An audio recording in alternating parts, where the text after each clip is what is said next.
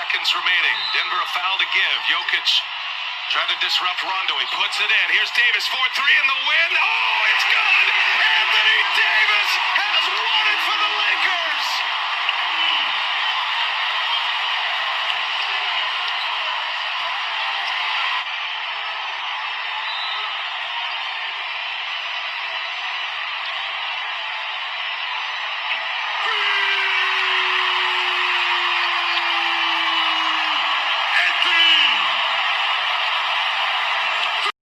What's going on, dudes and dudettes? Yes, for some reason my microphone or whatever isn't working, so hopefully you can hear me. Try to speak as clear and loud as I can. So yes, a 3-star quarterback out of Arizona, Devin Brown, committed to USC football a couple days ago.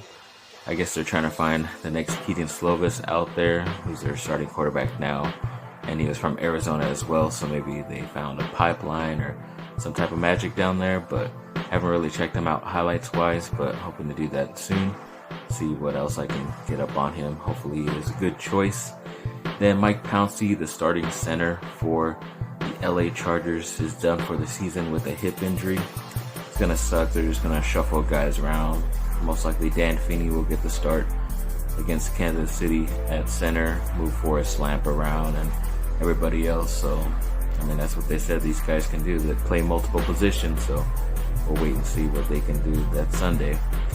And then Robert Woods, an ex-USC wide receiver, got pretty nice extension from the LA Rams, a 4-year deal on that, and about like $32 million guaranteed for him, which is good.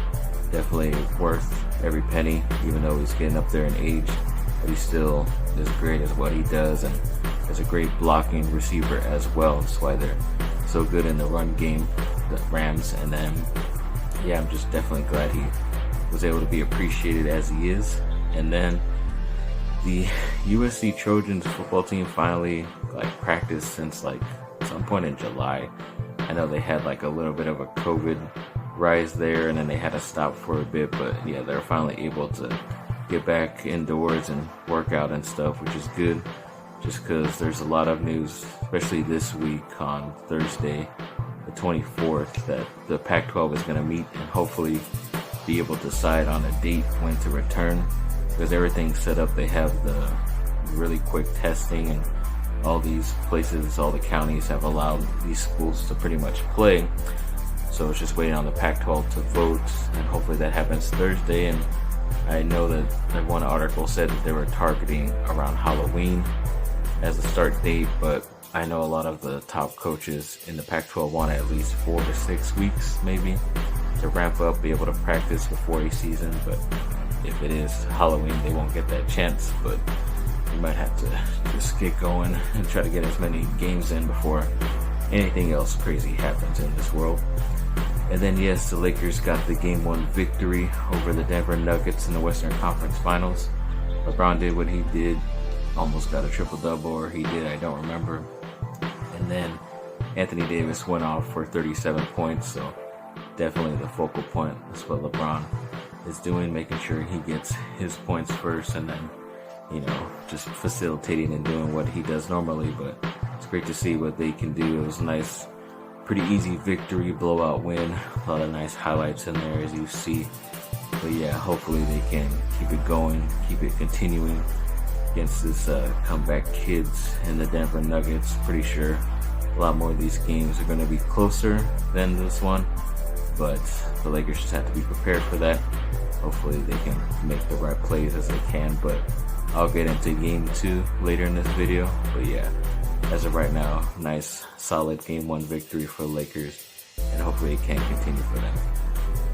So the starting quarterback for the Chargers, Tyrod Taylor, was pulled very close to start time against Kansas City, an hour or so before, and that thrusted Justin Herbert, the rookie, as a starter. But as for what people knew before the game, it was more of people thought it was his ribs, because he was dealing with that throughout the week in practice. But he was healthy before, and then they thought he re-aggravated it during warm-ups right before the game. But I guess they found out that he went to the hospital because he was experiencing chest pains, and he was released a couple hours after.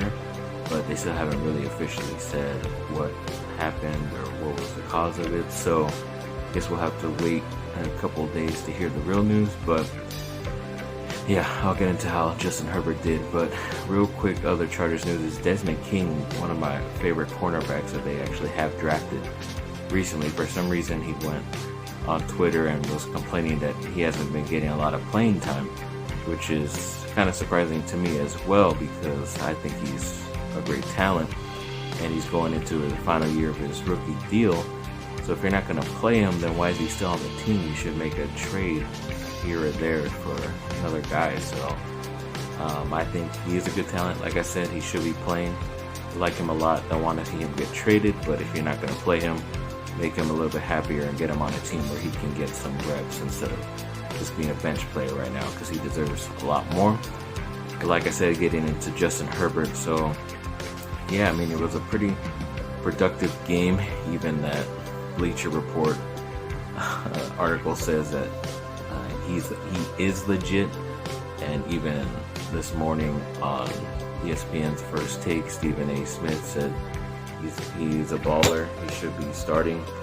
Yeah, everybody has been saying a lot of good stuff about him, but I mean, going back, because I really wasn't paying attention as much because I was worrying about other stuff during that game Sunday, but yeah, going back and seeing a lot of his passing, it was like, I mean, there's probably a handful of plays, like 5 to maybe 7 of his 30 or some odd passes that actually went down farther than 10 to 15 yards down the field, and everything else was either around the line of scrimmage, bubble screens out to the running back, or the wide receivers barely go out and then the other guys go out and block, and it's a screen. He only has to throw it 1 or 2 yards past the line of scrimmage. So I mean, there was a lot of like dink and dunks, and a lot of the stuff was down the middle as well, so the running backs or tight ends getting wide open. For some reason, Kansas City was leaving it wide open and they would get 10 yards right there, but a lot of it was sneaking and diming. In my opinion, it still was for 311 yards. He ran for a touchdown first, then threw a touchdown later in the game to a rookie, which is not surprising either, because a lot of whenever these backups come in, they always end up throwing touchdowns to the guys they've been practicing more with instead of the top guys. It's kind of funny, but yeah, overall it was okay. He did have a costly interception. I forget if it was the third or fourth quarter. Either way, when it's in the second half, it's always big, and that's why the Chargers ended up losing this game in overtime.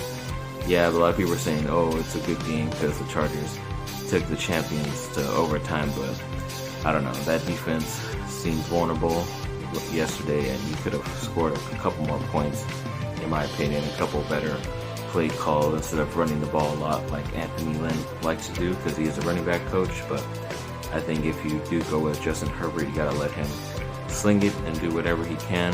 He definitely seemed to have more confidence, in my opinion, throwing the ball than he did even at Oregon. So I think if you open up the offense for him, he could show why he was a number 6 overall pick. But other than that, I'll move on to the Lakers. So yes, as I mentioned earlier, the video game 2, and obviously since you hopefully watched the beginning of this video, that's how this video opened up, with the game winner from Anthony Davis.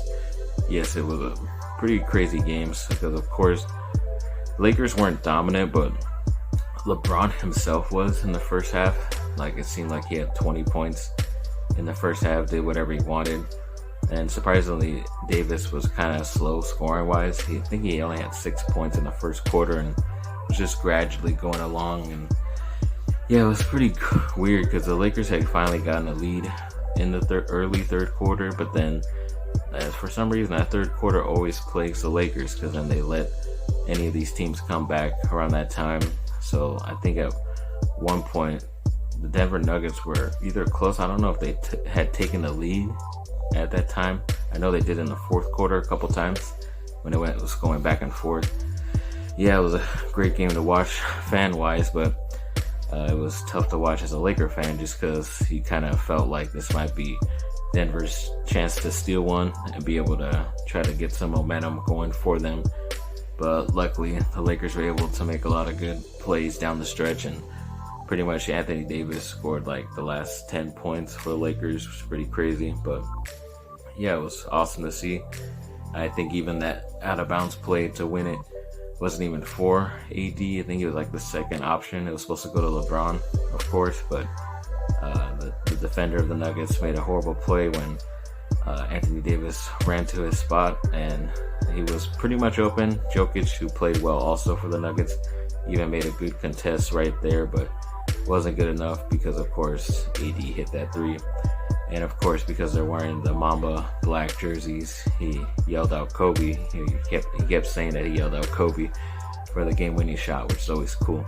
And they've been undefeated in those jerseys as well, so if I were them, I'd wear them more often instead of once in a series, but hopefully they can keep that streak going, especially in the finals, because I'm sure they'll wear one of those in the finals as well.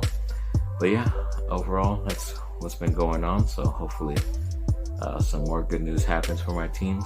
And yes, I will do another fantasy football show. I know I said it was called Fantasy Football Tuesdays, but I uploaded it on Wednesday, so of course didn't make any sense, but I will hopefully have that on Tuesday, and if not, then I'll call it Fantasy Football Wednesdays. But thanks for watching, people. Like and subscribe, comment down below, let me know what y'all think.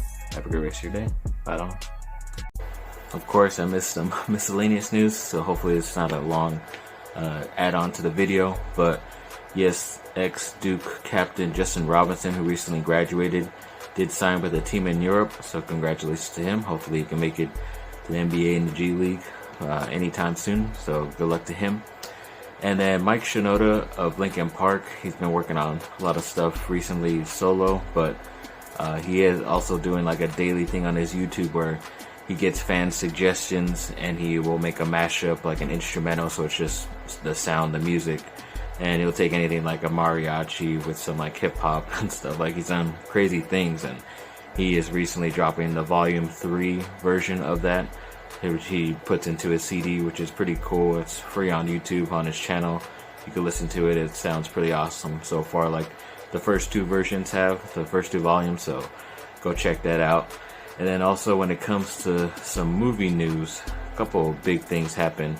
Henry Cavill, who I really liked as the Man of Steel, as Superman, but it's kind of weird how his contract has been, and they haven't really said if he was going to return or not, which kind of sucked because I really liked him as Superman. But I guess there's some rumors that someone found out. I don't know if it's 100% true or not, but it looks like he may have signed a new 3-year deal to do like not 3 years. I'm so used to sports. It's a 3-film deal.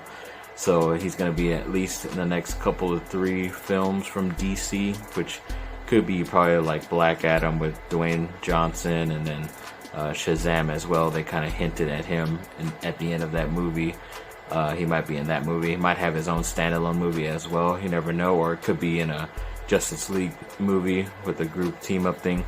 Well, I'm definitely, glad if he is back 100%, that this is good news, and hopefully he can be able to play Superman for a very long time as he was hoping to.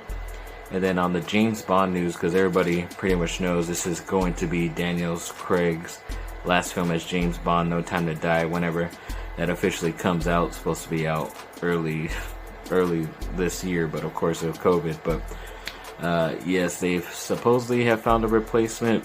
This again is not 100% sure, but a lot of people I trust are running with the news, so it looks like they might be looking at Tom Hardy to replace him and be the next James Bond, which is, as far as acting wise, a great choice. I just kind of don't see him as the suave version of what I think James Bond has always been, because he looks like a rough mess sometimes, even when he tries to dress nice in public. Tom Hardy that way, it's just, I would see him more as a bad guy, kind of like how a lot of people wanted Tom Hiddleston, who is of Thor fame, plays Loki in the Marvel universe. He kind of always would I can always see him as a bad guy, kind of like Tom Hardy when he plays in movies. Same thing with like Idris Elba. I think it's kind of too late for him, in my opinion. It is weird that everything is up for anybody to do as far as acting wise. no matter what country you're from. So you could have a black Superman, it's fine because he is an alien, but they can't have like an American James Bond, which is kind of weird to me. I understand the tradition, but you never know. It could be, would you rather have okay, I'll stop myself for getting in trouble, but yeah, I won't go that far. But yeah, other than that, it seems to be some pretty good news, at least for Tom Hardy. Hopefully we'll see a certain type of James Bond, a different one obviously than Daniel Craig, but don't want to see like one that becomes Rambo or like a Stallone type of thing. Be kind of weird to see, but yeah, hopefully this next James Bond movie is good as well. And yeah, we'll send off Daniel Craig off into the sunset on a good note, hopefully. And yeah, there's your new James Bond. We'll see how that goes. And yeah, thanks for watching. Like I said, like and subscribe. Have a great rest of your day.